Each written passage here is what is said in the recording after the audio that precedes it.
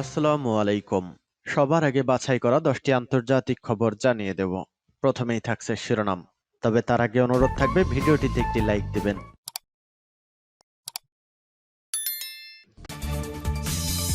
দখলদার ইহুদিবাদী ইসরায়েল এবং ফিলিস্তিন যুদ্ধ চলছে। এই যুদ্ধকে কেন্দ্র করে পুরো বিশ্বই তৃতীয় বিশ্বযুদ্ধের মধ্যে ঢুকে গেছে। আমাদের হাতে এসেছে গুরুত্বপূর্ণ সংবাদ। ফিলিস্তিনি মুসলিমদের সমর্থনকারী সবথেকে পরমাণু শক্তিধর দেশ রাশিয়ার পশ্চিমাদের তৃতীয় বিশ্বযুদ্ধের হুঙ্কার দিয়েছেন। এরপরই জানাবো, পুতিনের বিজয়ে শুভেচ্ছা জানালেন ইরানের প্রেসিডেন্ট রাইসি। এদিকে মুসলিম শক্তিধর দেশ তুরস্কের প্রেসিডেন্ট রিসেপ তাইয়েপ এরদোগান এবার ভয়ঙ্কর হুঙ্কার দিয়েছেন। পশ্চিমাদের ভণ্ডামির কারণে ৩১,০০০-এর বেশি ফিলিস্তিনি প্রাণ গেছে, যে কারণে গর্জে উঠেছে রিসেপ তাইয়েপ এরদোগান। এরপর জানাবো মোদির বিরুদ্ধে নির্বাচনী আচরণবিধি লঙ্ঘনের অভিযোগ।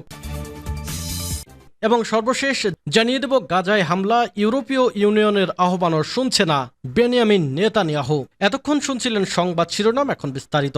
অনুরোধ থাকবে ভিডিওটিতে একটি লাইক দিন, কমেন্টস করে জানিয়ে দিন আজকের সংবাদের সব থেকে গুরুত্বপূর্ণ বিষয়। তৃতীয় বিশ্বযুদ্ধের হুঙ্কার দিয়েছে পশ্চিমাদের, আর এই হুঙ্কার দিয়েছেন সব থেকে পরমাণু শক্তিধর দেশ রাশিয়া।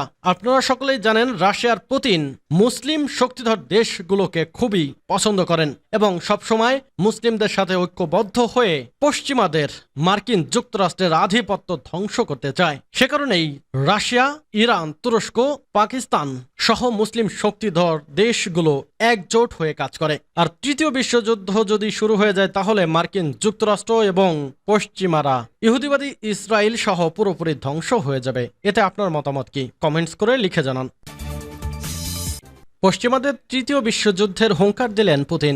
রাশিয়ার প্রেসিডেন্ট ভ্লাদিমির পুতিন সোমবার পশ্চিমাদের সতর্ক করে বলেছেন, রাশিয়া ন্যাটো সংঘর্ষ হলে তৃতীয় বিশ্বযুদ্ধ থেকে মাত্র এক ধাপ দূরে থাকবে পৃথিবী। তবে এই ধরনের দৃশ্য খুব কম লোকই দেখতে চায়। রাশিয়ার আগ্রাসনের জেরে 2 বছর আগে শুরু হওয়া ইউক্রেন যুদ্ধ, 1962 সালের কিউবান ক্ষেপণাস্ত্র সংকটের পর থেকে পশ্চিমাদের সাথে মস্কোর সম্পর্কের গভীরতম সংকটের সৃষ্টি করে। এরপর থেকে পুতিন প্রায়ই পারমাণবিক যুদ্ধের ঝুঁকি সম্পর্কে সতর্ক করে এসেছেন। অবশ্য তিনি বলেছেন, তিনি কখনোই ইউক্রেনে পারমাণবিক অস্ত্র ব্যবহারের প্রয়োজনীয়তা অনুভব করছে না। এছাড়াও পুতিন বেশ কয়েকবার সতর্ক করে বলেছেন, পশ্চিমারা ইউক্রেন যুদ্ধের জন্য সৈন্য পাঠালে সেটি পারমাণবিক যুদ্ধের ঝুঁকি তৈরি করবে। পুতিনের বিজয়ে শুভেচ্ছা জানালেন ইরানের প্রেসিডেন্ট রাইসি। রাশিয়ার প্রেসিডেন্ট ভ্লাদিমির পুতিন পুনরায় বিজয় হওয়ায় অভিনন্দন জানিয়েছে ইরানের প্রেসিডেন্ট সৈয়দ ইব্রাহিম রাইসি। তিনি আজ এক বার্তায় পুতিনের নিরঙ্কুশ বিজয়ে শুভেচ্ছা জ্ঞাপন করেন। একই সঙ্গে রাইসি দ্বিপক্ষীয় সম্পর্কের ক্রমবর্ধমান উন্নতিতে সন্তুষ্টি প্রকাশ করে ঘনিষ্ঠতা আরও বাড়ানোর উপর জোর দেন।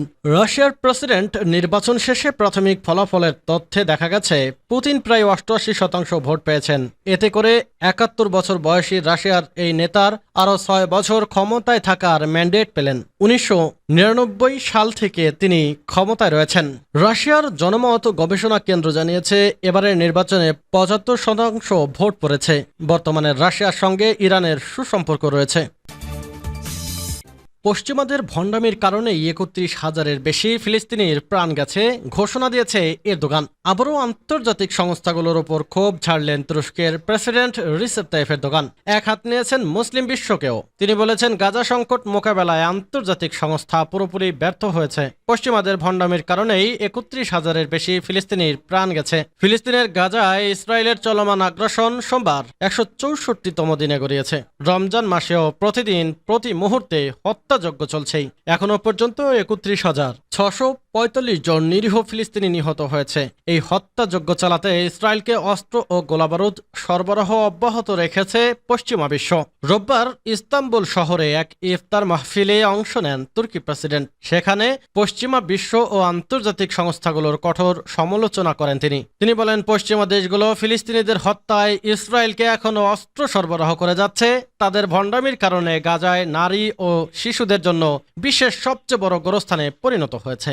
বক্তব্যে মুসলিম বিশ্বকেও তুলোধনা করেন রিসেপ তাইপ এরদোগান। বলেন, স্বীকার করতেই হবে যে এই ক্ষেত্রে ইসলামী বিশ্ব ভালোভাবে উত্তীর্ণ হতে পারেনি। তবে গাজার জন্য তুরস্কের সব ধরনের সহযোগিতা অব্যাহত থাকবে বলে ঘোষণা করেন তুর্কি president Recep Tayyip Erdogan. Erdogan বলেন, তুরস্ক তার সব সামর্থ্য অনুযায়ী গাজায় আমাদের ফিলিস্তিনি ভাই ও বোনদের পাশে আছে এবং থাকবে।